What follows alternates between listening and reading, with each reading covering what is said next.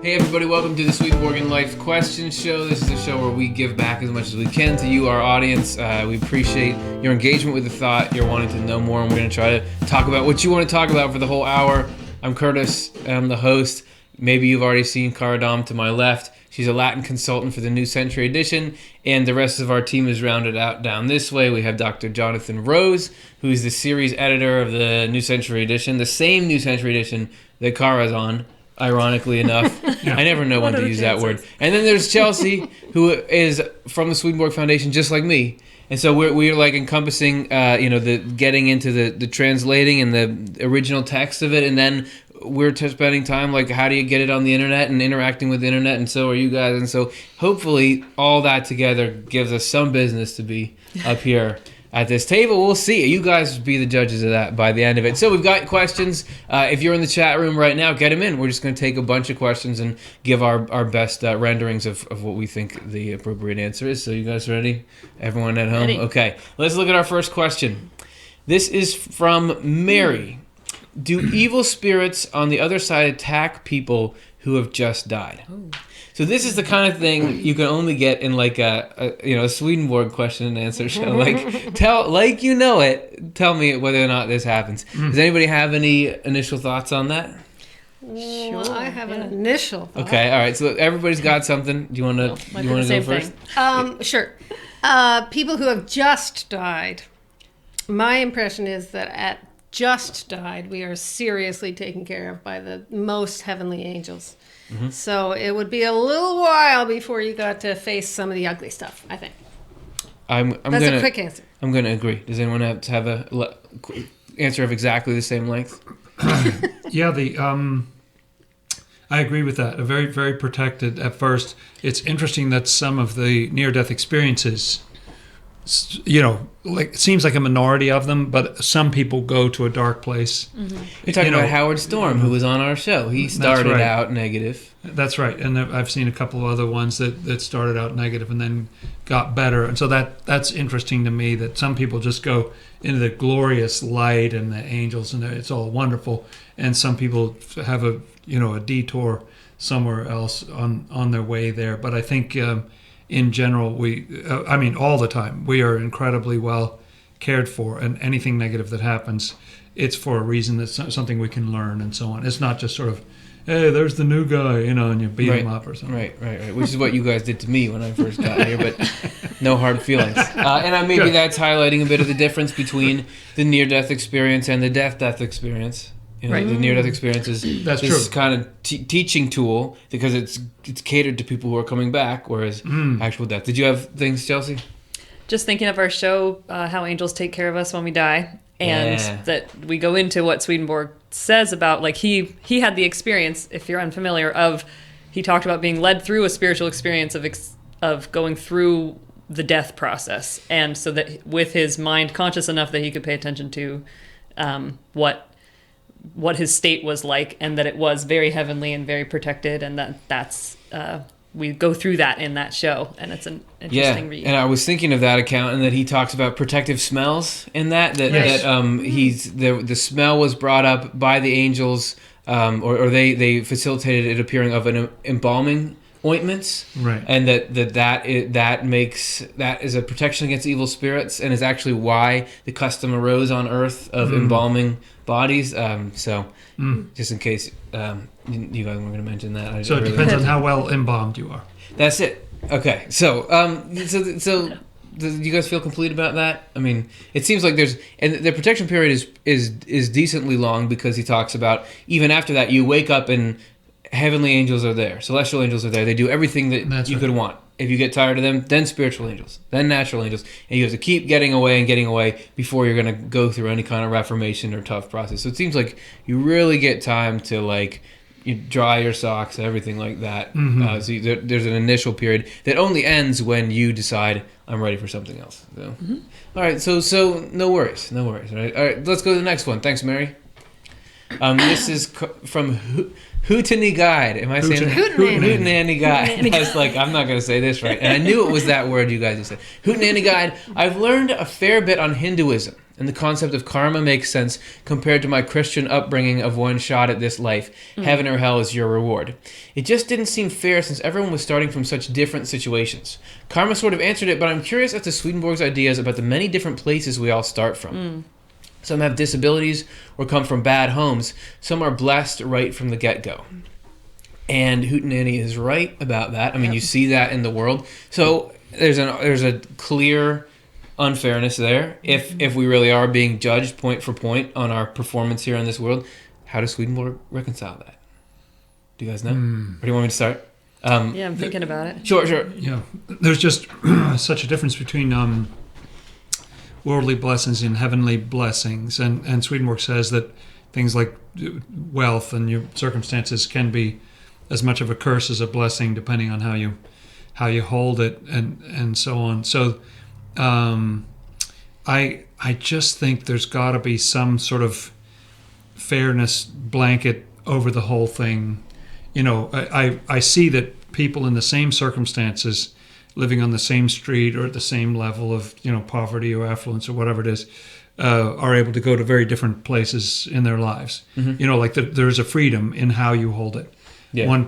Two people can go through the same experience. One can become bitter. One can become sort of, you know, like they can just use it for their spiritual growth. And so I don't think those kind of things have the total power to like ruin our life. There's something independent in us that's above that level that we can respond to. And I want to talk a little bit about heredity, because Swedenborg sort of adds a level of unfairness to it, because he says that we are all born with tendencies to evil in particular ways that we inherit through sort of our genealogy. That you, just like you inherit genetics from your ancestors, you're inheriting good and bad tendencies, so you could inherit a bunch of bad tendencies. However, he also says that heredity, everybody's not judged, but it's known what your heredity is and what you're already working against. And it gets me thinking about that quote of the same action done by 1,000 individuals can be seen spiritually in 1,000 different ways, because only God knows what actually went into that. So if you're acting out, but you're a product of bad influences in your environment, that's different than seeing evil, loving it in a state of freedom and going after it. So it's definitely not like you get there and there's a scorecard. How many misdemeanors, how many felonies did you have? It all has to do with circumstance, and it's not. And God is not interested in, I really want to set out a standard and like who's going to measure up to this standard. It's God wants to give everybody every chance possible, and I would say there's no way that divine love and wisdom would allow for conditions that would put anyone at a disadvantage, because God's going to feel that loss more than anybody. So I would imagine everything is actually, contrary to the appearance, like set up for everyone individually to have the best shot, right? It would have to be. So yeah. It makes me think of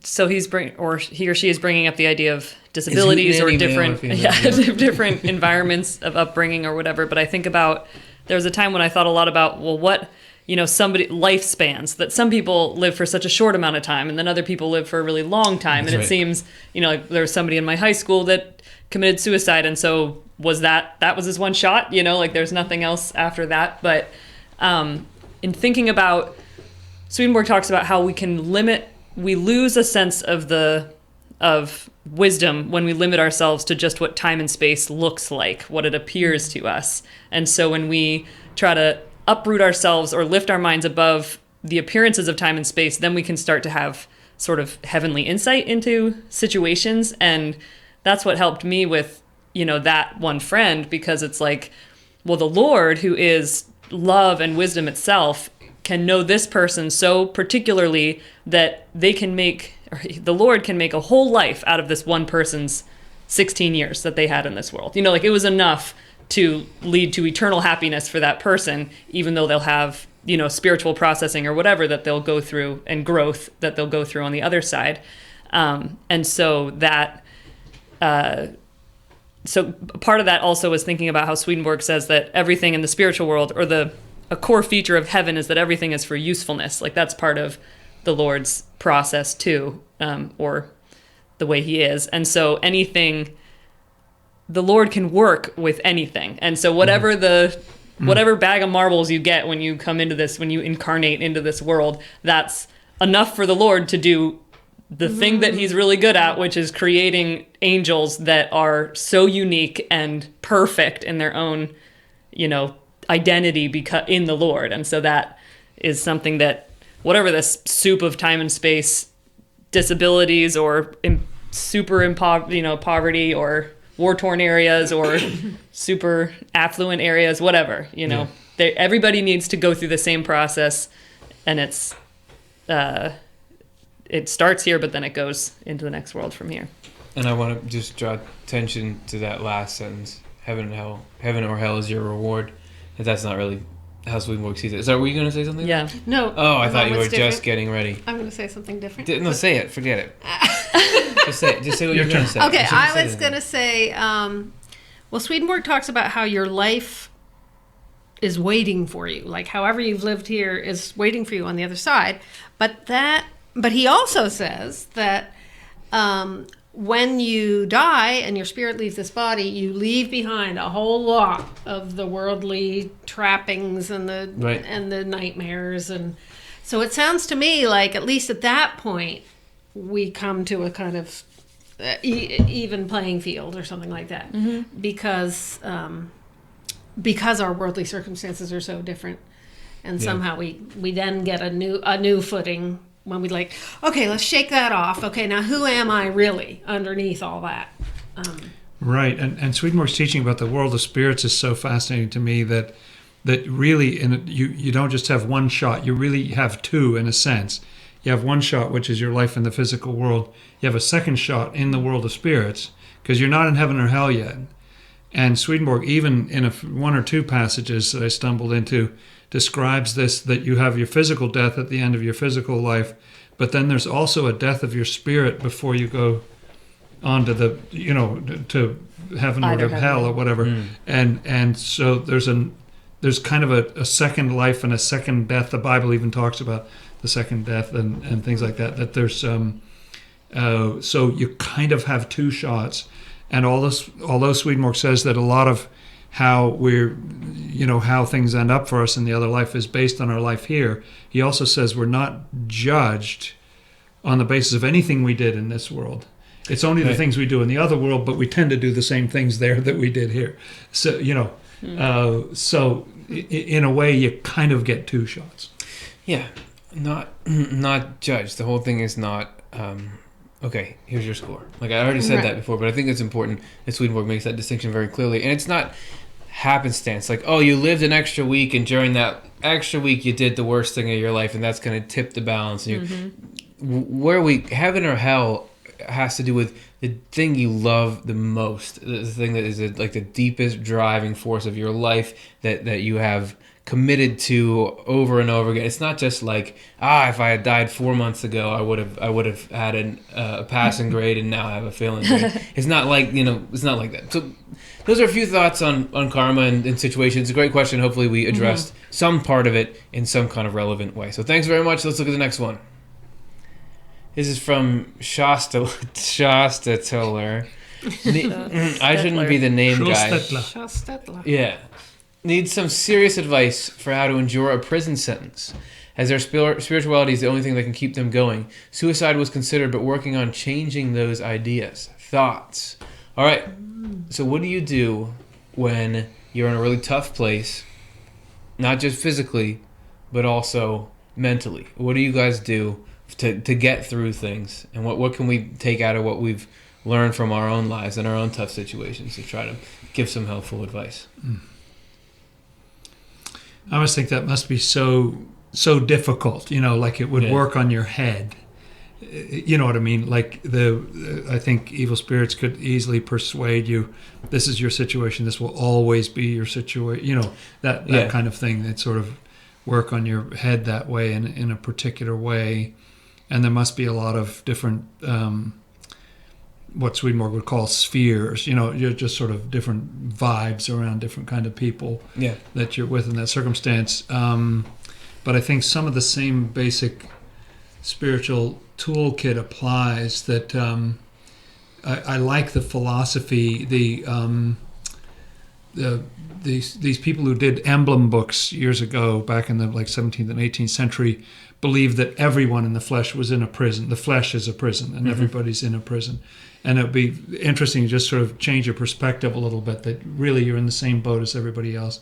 In a way, I don't want to push that too hard, but you know, that the flesh is the prison that we're all trying to rise above.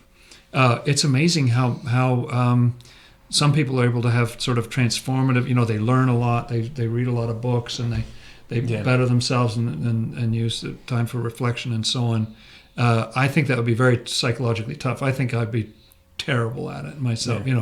I really think I'd fall apart pretty quickly. But so I don't feel like I have any great advice for anybody. But if people are asking for advice, we're here. We might as well give it. And I'm thinking, if I was in that situation, I would probably think, I'm in this no man's land where life isn't really happening, because I'm in this prison situation. I'm outside of the world, and nothing. But divine providence is there too. If Swedenborg is right, if God really is who we've been told, then every situation has the potential to be conducive to the highest good for everybody who's in that situation. So, like you were saying, learning and growing, that kind of thing. Not that you're always in charge of that for yourself, but that environment, even something like a prison environment, is just as ripe for the kind of spiritual change that leads to heaven as anywhere else. And speaking of heaven, it's a state of mind.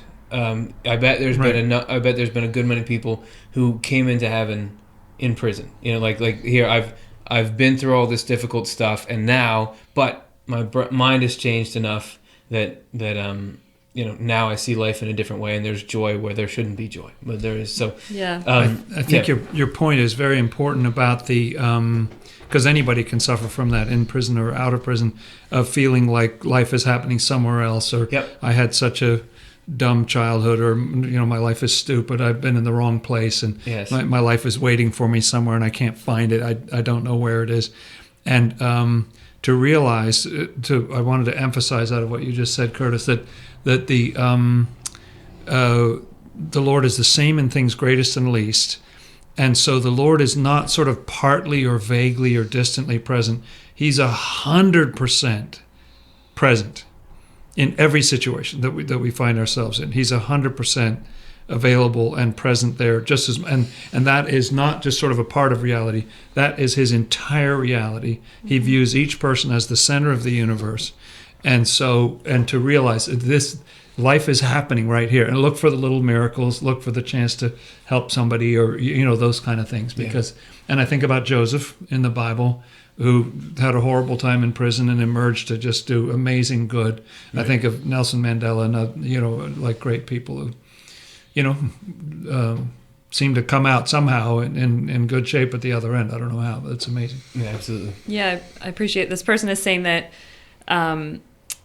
their spirituality is the only thing that can keep them going. And so there already is a sense of spirituality there. And in our recent show of how spirits are connected to your health, we talk about how an earthly situation doesn't mean it has a spiritual level to it necessarily. Like, it could just be earthly circumstances that you find yourself in, but you can bring a spiritual level to it and use it as sort of a springboard for spiritual growth, which I think is connecting to the Lord and divine providence in that moment. And thinking about prison on a spiritual level of, you can always be working to free yourself from the prison of negative thoughts and feelings. Like hell would like to keep your mind in prison as well. And that, the prison guards are thoughts of, just evil and false thoughts about yourself or your situation or hopelessness and that kind of thing. And, in that one episode, maybe it's The Lies Evil Spirits Tell Us, or I forget which one, but where we talk about the That's a Lie program. That's The Lies Evil Spirits Tell Us, yeah. Like, that is like building spiritual muscle to combat the, destitute thoughts that you might be feeling about yourself or your situation, is sort of breaking those bars internally. So there are spiritual practices you can do every day that would slowly, because if you've been in prison for a long time, you might feel very buried in negative thoughts and feelings, but just like a daily practice of, having an intention to do that's a lie for negative thoughts and feelings when they arise, and know that the real prison you're fighting are those very hopeless feelings that you're having, that you can be freed from those gradually and, connect to these bigger ideas.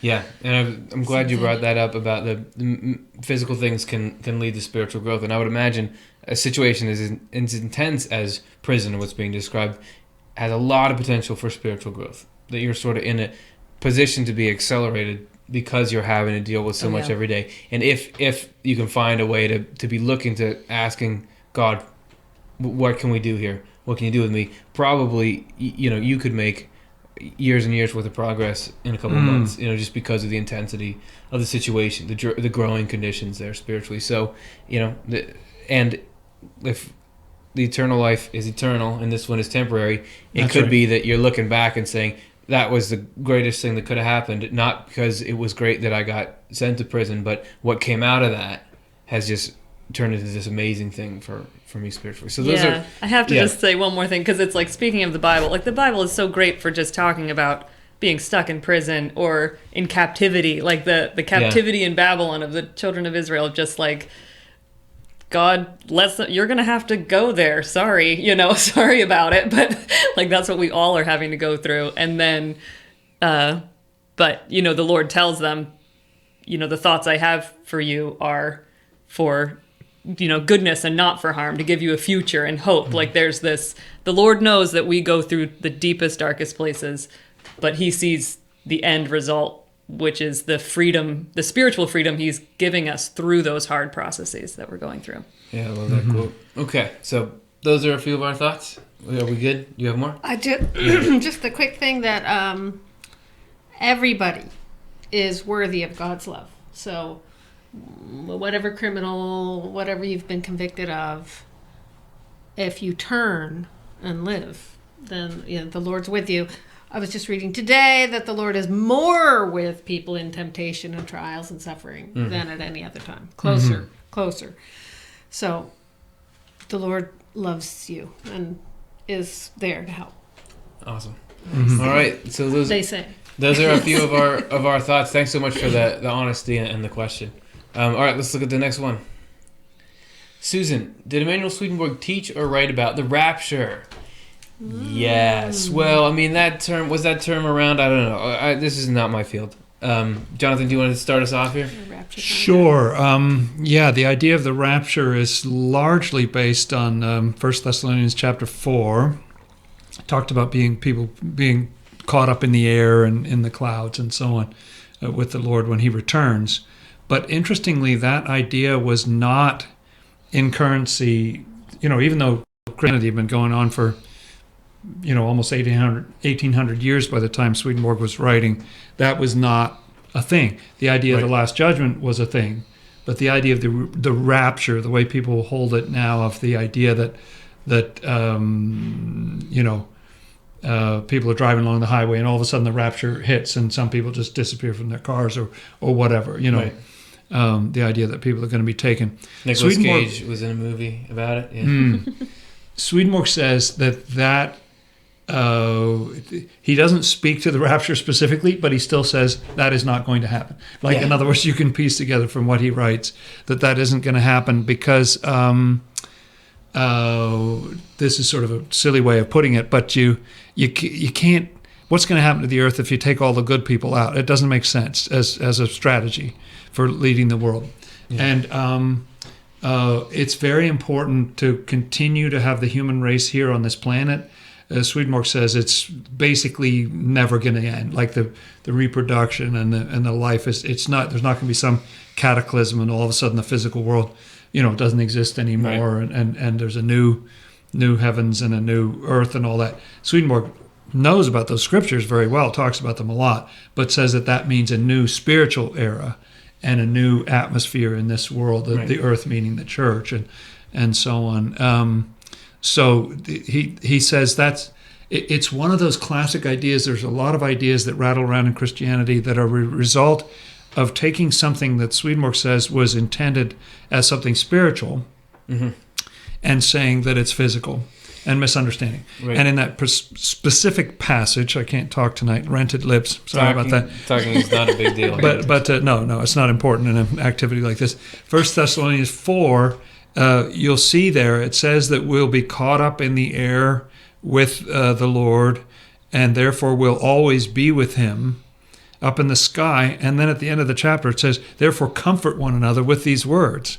Well, the way I read those words literally, they're terrifying. You know, the idea of being sucked up into the air and then just stuck up there, like, are there no houses or what? Like, what's going on? Yeah. You know, but obviously this was intended to be very comforting. The statement that Paul made to the Thessalonians was meant to be very comforting. I've realized, and it's hard to sort of defend it quickly, but what the air and the clouds mean there is actually Scripture, and what it's talking about is that Scripture unites people in this world with people in the other world. That's going to happen more and more as this thing unfolds. In other words, this sort of new era, the kind of New Jerusalem coming down, the second coming, whatever you want to call it. That's what it's really talking about, is how angels and people on earth will be together and working together more, which is a beautiful, comforting thought. The idea of being physically sucked into the air and then stuck there forever is not that comforting to me. Even if the Lord's there, it's still not that fun up there. I do like the power tower at Cedar Point, if you guys have ever been there, but you don't stay up forever. I guess that's why I like it. And we did a show about this. It was called End Times and Jesus Christ. So you guys can look that up where we talk a little more about sort of this concept. Do you guys have anything you want to add on that? That was great. All right. Okay. Stamp of approval. Yeah, okay, cool. All right, let's look at the next one. This is from Shelley. Why do I sometimes feel so connected to God and other times I don't? That's true, right? I was, just talking to someone about, and they're like, "What do you ever waver in your belief about God?" Right? And I was like, "Today, I mean, like, we can be here and talk about there's God, right? But if I was reaching for something and on air and like knocked my cup over and spilled it on myself and like wrecked the microphone, in that I would be like, okay, how can you really be there? You know, if you're letting something like that happen. And I think that's a little micro moment of like, I was feeling really connected to God, and now I don't feel connected to God. So I'm sure you guys may go through similar things. What's the deal? Like, just like, can you sort that out for me? The Lord loves to play hide and seek. Yeah. That's just, it's in our nature. Which is like really fun, but it's great when you can stop the game, you know? So what do we think? What do you guys think? Why do we feel so connected and so unconnected, disconnected? Well, Swedenborg talks about how even angels in heaven, we maintain a sense of identity or what he calls selfhood. And so, but even for angelic life, that there's, you go through cycles of states. And so some states you're feeling closer to God, and then other states you're feeling less. He even says that like angels will feel more full of love because that's what God is, and then other times less connected to love. Like, it's hard to think of angels having sort of an off day, but Swedenborg says that they do. Yeah. And then that is an important part of keeping vitality, and there's just lots of reasons. Like Swedenborg says that you just get really bored if you actually felt connected to God all the time. It actually is what is interesting about. I mean, you think of a relationship. You don't always feel connected to the person you're in a relationship with, but sort of the fun is that you have times where you're more connected and times when you're feeling farther apart, and it's just like this very rich, ongoing experience. So that's definitely true. Yeah, I feel like I'm glad you touched on the seasons of life, and I think that this is part of why Swedenborg is hammering home the idea of correspondences so much. Look at the physical world, because we notice there's all this variation. Things like right now it's cold outside. Today at 3 it was pretty nice. It's outside. So that's useful for me to remember, because there are times when I like Shelley, I feel really on. Like it's like I like Swedenborg and read Swedenborg. And there's times when all those concepts, they just seem like I've got them all in my grasp and I'm invincible. Like every little mental situation that comes up, I'm applying and I'm applying and I'm applying. And then I go for days and weeks of just like barely getting through and just knowing like I'm operating at 25%. Like I should be, but I just can't snap out of it. And so I'm like, hey, I thought I was making progress. So I think it's like no, it's winter right now. It's night. So to think about, like, makes me think, okay, it's not lost. It's just I'm cycling back, but hopefully better and better. Like, hopefully there's global warming in my soul, and I'm getting higher and higher to needlessly bring that in. Yes. So I think that correspondences, man, that's got to be a part of it. So. It's a good reminder. Yeah. Doesn't make it fun, but it makes it a little more bearable. Yeah, and you can. It is intended for our perfection, and Swedenborg also talks about the fact. This is a very, very weird analogy, and I apologize in advance. But can we stop the feed for a second? I went to bleep this out later. Thunder Bay at one point, and I don't know if it's still the truth now, but they had these. Yeah, they had these paper mills there that have this really terrible smell. Just really bad smell of the byproduct of making this paper. But after you're there for a couple of weeks, I was there for 2 weeks, you don't smell, the people who live there don't smell it anymore. Anything that is constant, you don't even sense anymore. Your senses screen it out. So the only way you can become more perceptive, one of the functions of what we're doing here is to become more and more perceptive, to become sort of connoisseurs of God, like knowing the different feelings which you get by, only an excellent wine taster has tasted all kinds of wine and has tasted some really bad stuff and can tell you, no, this is quite exquisite here or something. And so it's to develop that. And you can use that. See, it's all an illusion, just like your example of how warm it is in the afternoon and cool in the evening. The sun is exactly the same as it was. It hasn't changed in the slightest. Right. But it's how we face. And it's also that we have multiple levels in our minds. And so this is actually information that you can use about where you are in your mind, because you can't always tell, where you are. Like consciousness just will seem like, well, I don't know, I'm conscious. I don't know where I am in my mind. But if God is there, you're pretty high up the elevator right now. And if God isn't, and you can hardly think or something, you're pretty low down. So you can use that to start to tell, oh, I think I'm in, probably shouldn't make major life decisions right now because I'm sort of a moron right at the moment, as opposed to being lifted up and having that beautiful vista of everything. So it's, and I haven't described how it's valuable for purification, but it does, we're able to cast off impurities. It humbles us, and so there's a reason for it. And there's some things you can do to try to get it better. But I used to think that you could just get connected and never fall off. But reading that thing, the same things that Chelsea was just referring to about angels falling out of heaven, it's like nobody can stay there 24/7, 100% of the time. You just... Yeah. But they learn every time they learn, and they get perfected, and they get better and better by going up and down. And it's an interesting, I feel like we can point at these metaphors because they really are true. So we know that that's like a truth about our own process, but then it takes a lot of time to just get used to I don't have to get needlessly down on myself if I find myself in a low ebb, or I don't need to, just say, oh, I wasn't working hard enough. Why aren't I doing well today, or something. That you can learn to have patience with your own process. And the Lord, from infinite, wisdom, knows exactly how to use those states for our further growth too. And just one other example that was coming to mind was that in music, if it was just one note or like some shining chord for 4 minutes, it would be the most boring song. But we purposefully manipulate these sounds that just are off, and then they resolve, and then they go off, and then they resolve, and that's just what our spirit thrives on that, So actually, we thrive by going up and down. But when we don't understand that, then I think you feel like, wait, I'm just drowning out in the ocean here. What do you mean? But when you start to learn, oh, wait, this is actually the flow. This is the way this goes. You can start to ride it a little bit more gently with yourself. Cara? I have a lot of sympathy for the not feeling connected part. And I do sometimes feel like I'm missing something when I talk to my friends about their connection with God. But what I remember is that God is love. And so any kind of love that's happening is God present with you.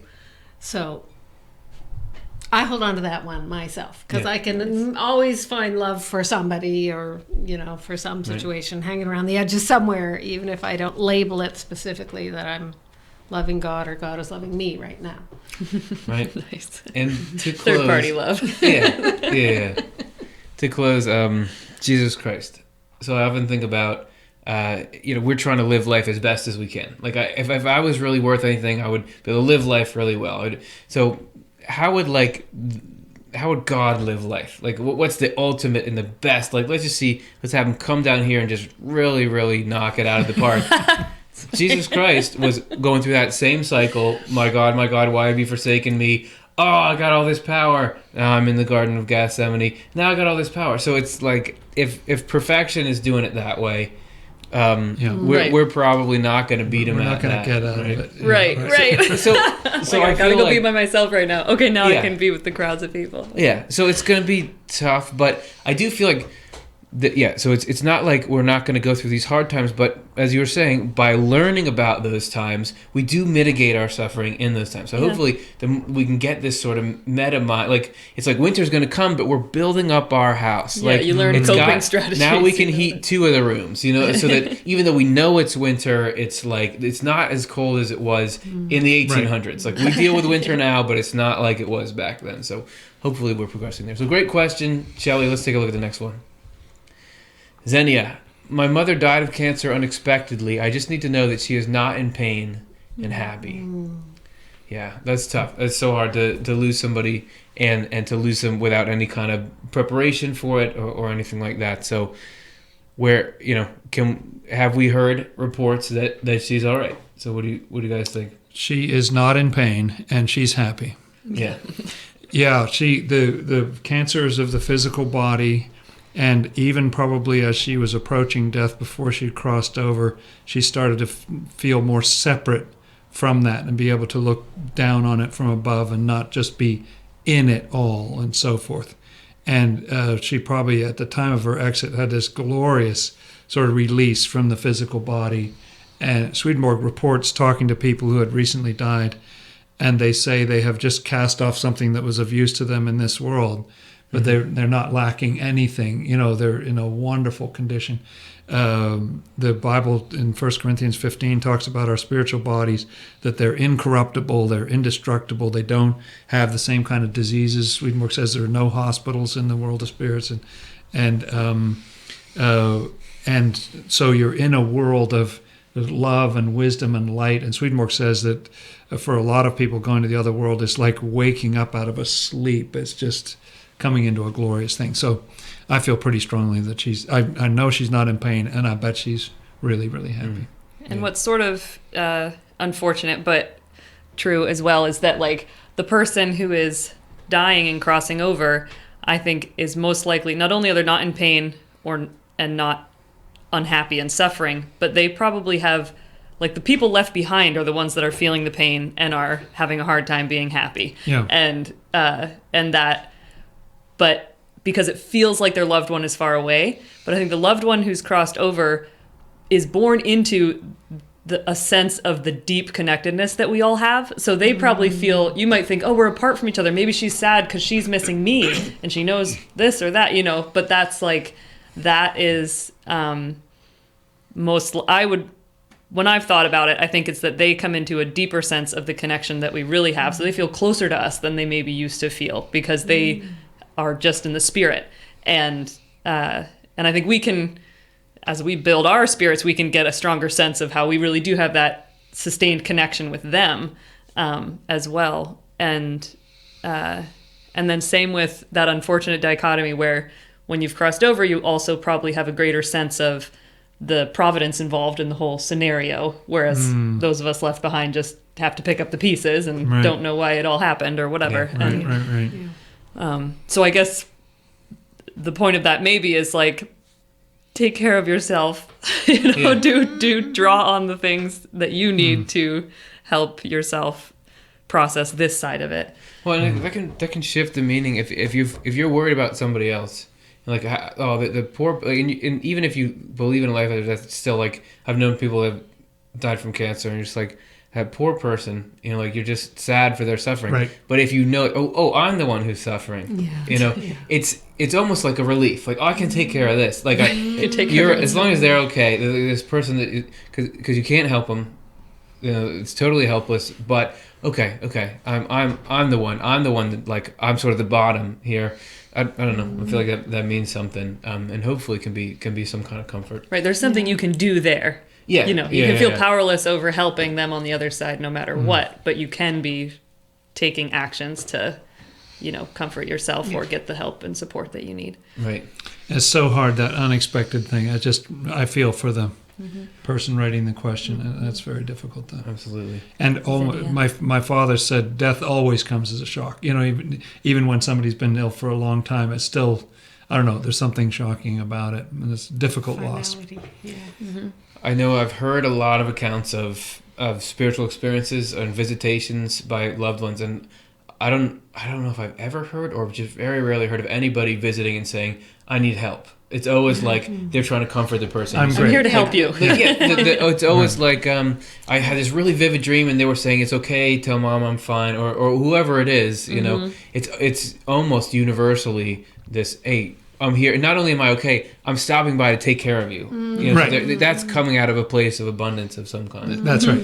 That's right. Cara, did you have thoughts? No, that's all good. All right, good. So thanks so much for sharing that, and hopefully that was helpful. All right, let's look at the next one. This is Jim. Did Emanuel Swedenborg ever say you could go back in time? Could I go back and meet Henry VIII? Yeah, but not Henry VII, right? Does Swedenborg ever report? There are limits. Yeah, like it's not just woo-woo. Does Swedenborg ever report talking to people from the past? Yes. He does, but in the spiritual world. So, okay, yep. It's not quite the same as time travel here in this physical world. But Swedenborg's idea that people live in this world and then die and go to the other world and then they're there permanently. Henry VIII is still there. Okay, sorry. I'm so Swedenborg brained that I saw that and I was like, of course, you go in the spiritual world. I mean, he's talking about physical time travel. Right. I gotcha. Yeah. Back in time. And so, and it must be pretty amazing. I think there's such an essence of different periods in history, and I think a lot of people are really interested in that. And I know I've heard near-death experiences where people ask, how was the world created, or what was going, people want to know. Right. And Swedenborg emphasizes that after people pass on, angels want to answer any question they have. And I think we build up some frustration while we're here in this world because we have so many questions, like what is going on? And they're harder to get answered here than they are there. So to go in that other world and then be able to see, wouldn't it be fascinating to be able to see different time periods and different characters and feel that atmosphere? And I think all that's possible in the other world. And they're all there. Yeah, all those spirits continue in some sense, like that atmosphere of that court or something, and it's still going. He talks about visiting people who lived centuries and centuries and millennia ago or something here in this world, but a quality of the spiritual world, according to Swedenborg, is that everything is based on love, love and wisdom, or feelings and thoughts. And so when you have a whole community of people that lived way back when, they have shared feelings and thoughts. So in the spiritual world, they're recreating their culture. You could say there's lots of, so even though it's outside of time, there's this sustained thing because they're on the same page about, this is how a house looks, or something, or this is how whatever, that kind of thing, that level. I don't know how it all exactly pans out in the spiritual world, but that is sustained. And this is like way semi-tangent, but it's just so cool. I just got it the other day. I was reading this passage from Swedenborg, and he talks about how, why you can't see angels that are around you, even in the other world, like different levels of angels. You might not see certain levels, but we are so much, our spirit, which is in the human form, is the embodiment of love and wisdom. Like, it is love and wisdom that we've taken into ourselves. And so if you're not thinking those thoughts, feeling those feelings, you're just not going to see the person. Yeah. Because you're not in the love that they're in or the thoughts that they're having. Like, that's what's so interesting. Like, it actually does equate to whether you see somebody or not. Mm-hmm. So somehow Swedenborg had this ability to hook into the love or the thoughts of these different communities and go there. Yeah. Or not even go there, but just like got to be in that, so got to see and experience and communicate with them. Right. And he says thought brings presence and love brings conjunction.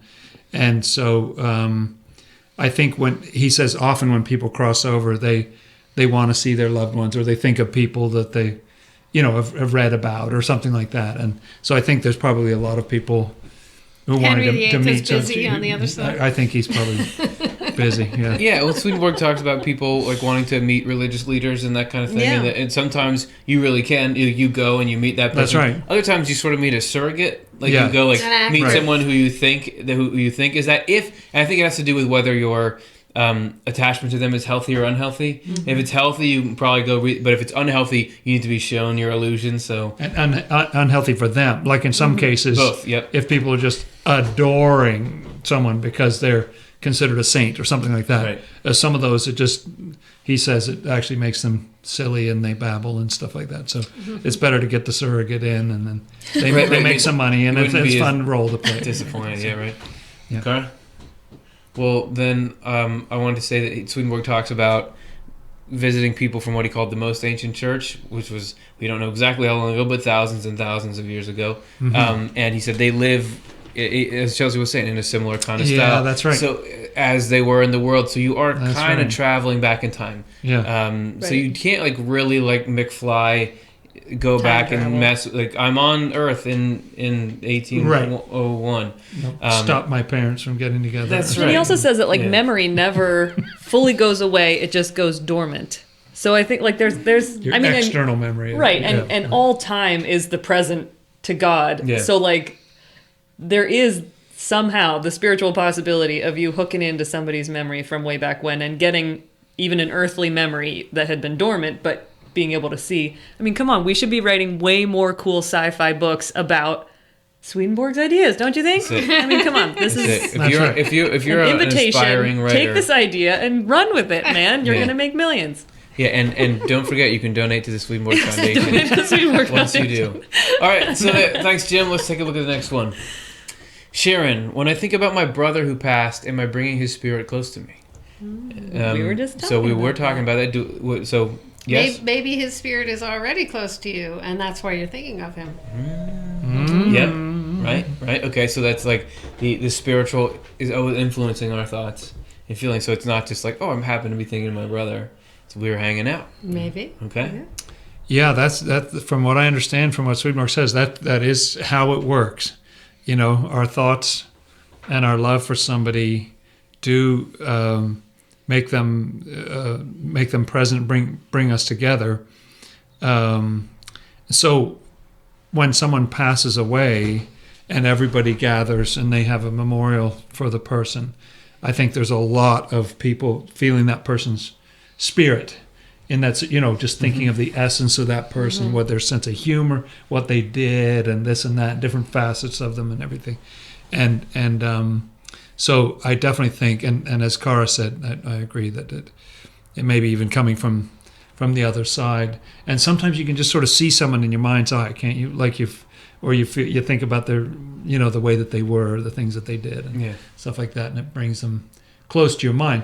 I think we tend to think of that from a sort of scientific perspective as if, oh, I'm just having a thought of someone. But the idea that maybe they're participating in that in some way, and you're enjoying something about them, because that's what Swedenborg says in The Other World. He says this is such a powerful force that you actually cannot keep people apart. This is just a magnetic force that brings people together. Absolutely. Chelsea, do you have any final thoughts? Oh, it just brings up the question of, when you're thinking, yes, I'd say your spirits are close if you're thinking of him, and I just want to pull a I don't know as far as like how conscious are they of the thinking. Like I think there's a feeling, we have senses, and not all of our senses involve conscious thought. And so I think that spiritual closeness, I would, we can feel the warmth of love without necessarily having a cognitive thought that, oh, they happen to know that you're sitting in your bathroom right now or something like that. You don't have to feel embarrassed or something if you're thinking about your brother while you're getting changed or something, whatever it is, like there's a sense and a form of communication that isn't sort of like popping into this world for a second and you smell what you're having for dinner and then, there's something else going on there. Yeah, very. So something makes sense emotionally. Like if we saw it in a movie, you'd be like, yeah, that's how it works. Okay, cool. So let's look at the next one. Thanks, Sharon.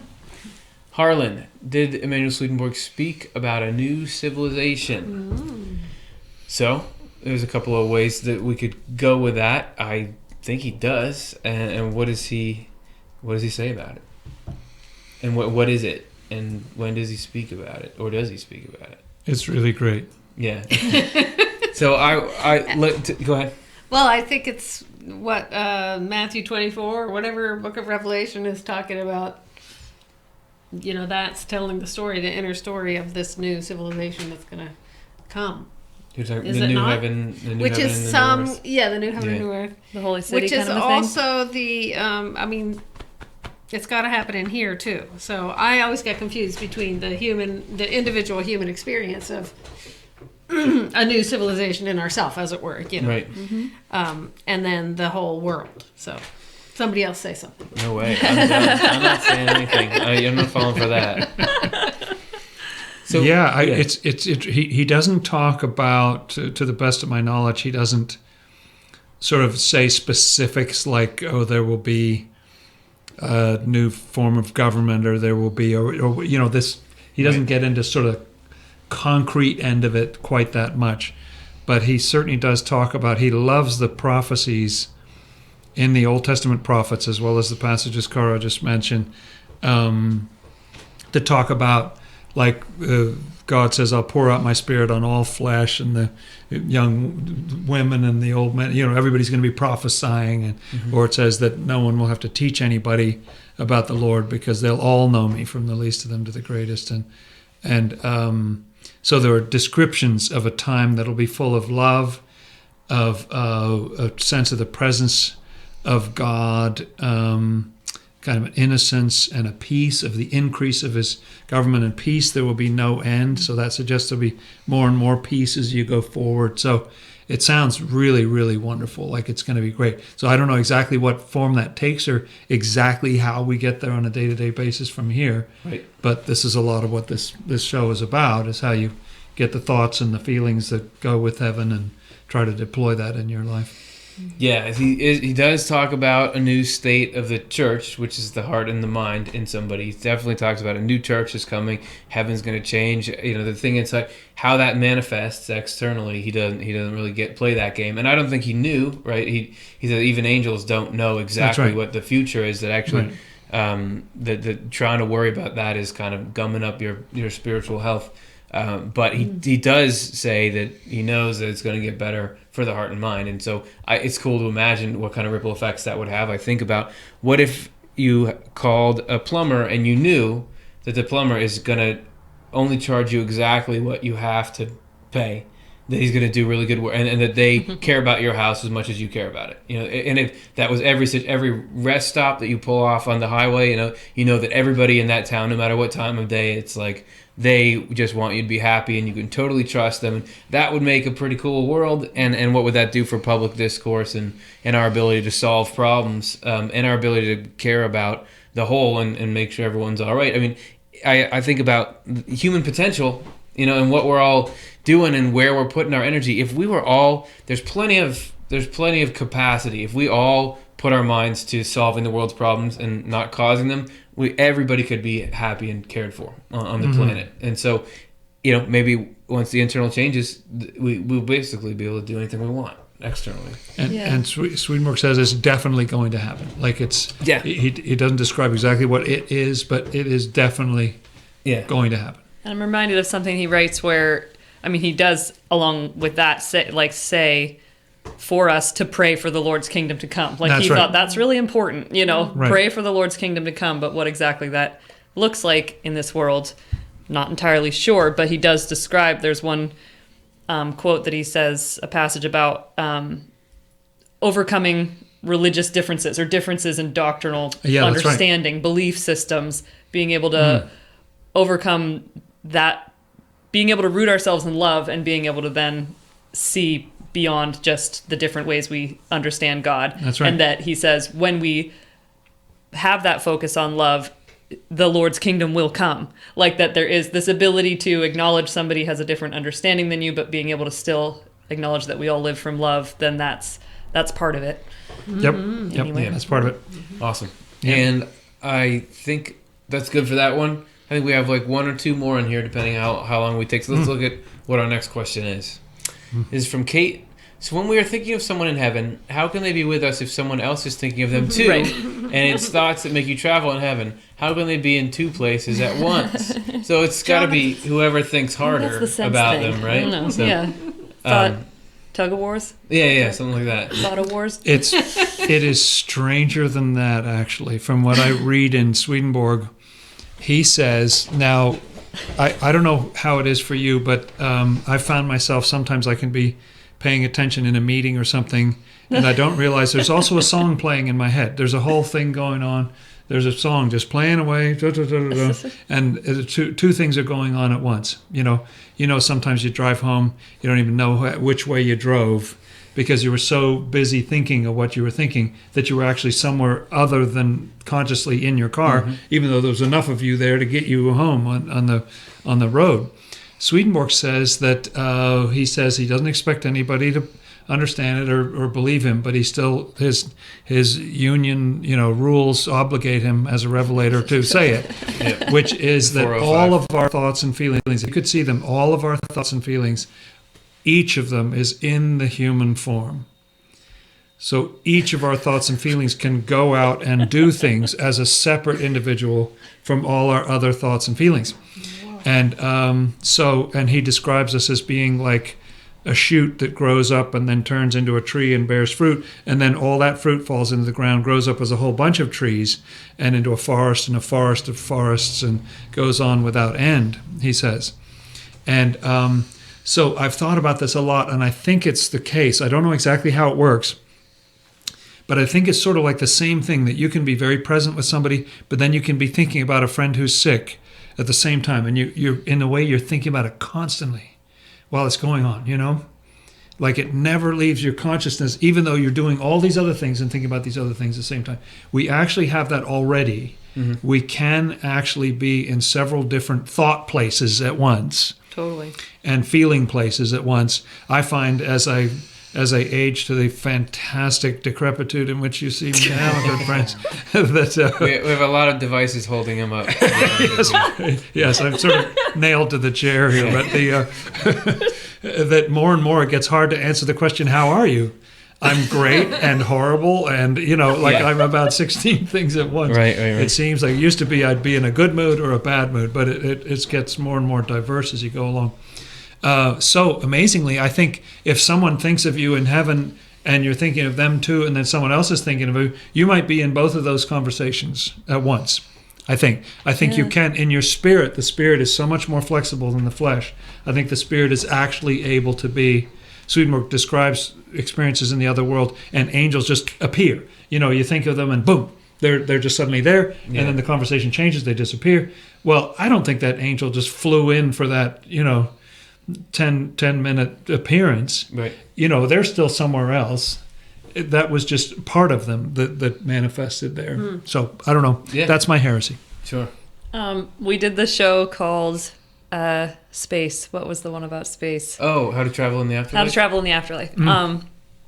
And came across, or, through studying it, I think Karin found what was new to me, but this idea of how somehow in the spiritual world you are always at your spiritual home, and yet you are traveling. So That's right. It's sort of you say, are we in two places at once? Actually, that's sort of at least two, always. Always. Yeah. Like there's always one part of you that's home, and there's one part of you that's out doing something, and then there might be more than that. And I don't know whether it's useful or not, but I'm really fascinated by how this there's a system of therapy called internal family systems, but where it really does, it's very Swedenborgian, and hopefully we'll write a show about it someday. But how you really do have so many different selves inside of you, and they have their own thoughts and feelings about a particular issue that you're dealing with. So if you sit down and say, how many different parts of me care about this issue, you could get about 4 or 5 people sitting around a table, and they have very specific thoughts and feelings about opinions. Yeah, different ones. And they'll have conversations, but then who are you? You're this like core person that sits a little bit like is moderating everything, even though you are very much all of those people. And so that somehow helps, the Swedenborgian understanding helps me get that, because it's like, yeah, I'm always in my spiritual home. I'm always who I am, and yet I'm very conflicted with all of these selves that I have. And we try to work together well, but we have hard days. And, Walt Whitman says, I contain multitudes, and I think that's what he's talking about. Yeah. My name is Legion, said the guy in the Bible. That's true. And if you guys are looking at the 2 places part, I also want to look at the at once, because we did a show called How to Live in Eternity Now, which is saying that spiritually, time is not what you think it is. There can be any number of things happening in the space of a moment in spiritual time. So somehow you're thinking in your spirit. There's not really an at once in the spirit, because there's infinite, but it's not like, you're thinking of this right at 9:30 and you're thinking of it at 9:30. So you're both there's a difference in the way spiritual time works. The states thing. I think that helps me understand that state thing too, because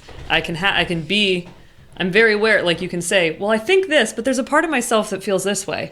Those are 2 different states. So you're in 2 different times, 2 different time zones within yourself. Right. Yeah. And 2 different places, potentially. So that's that question. and it's 9 o'clock. Speaking of time. We've really warmed up the Play-Doh of our minds at this point.